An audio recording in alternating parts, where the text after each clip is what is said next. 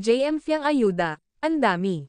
Busog na busog, ang JM Fiang fans, sa araw-araw na ayuda, sa JM Fiang couple. Pinagkaguluhan ang JM Fiang, sa Mall of Asia.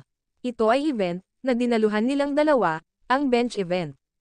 Sobrang daming tao, ang nakaabang, kina JM, and Fiang. Sobrang face card, ang JM Fiang, litaw na litaw, ang kagandahan, ni Fiang Smith.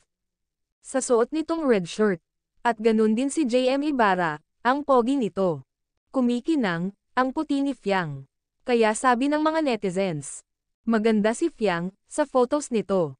Pero kapag nakita mo siya, sa personal, ay sobra pa pala, ang ganda nito. Samantala, sama-sama, ang buong pamilya Smith, at Ibarra, sa birthday, ni Hayden. Ang bunsong kapatid, ni Fiang.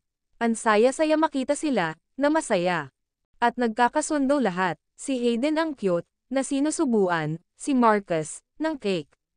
Alagang Hayden, si Marcus. At alagang JM naman, si Fiang.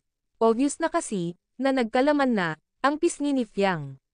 At katawan nito, dahil daw yan, kay JM Ibarra. Ayaw ni JM, na konti lang, ang kinakain, ni Fiang. Sinabi pa ni JM, sa mga fans, na bagay daw ni Fiang, ang mataba. Proud na proud ang best man, sa kanyang love.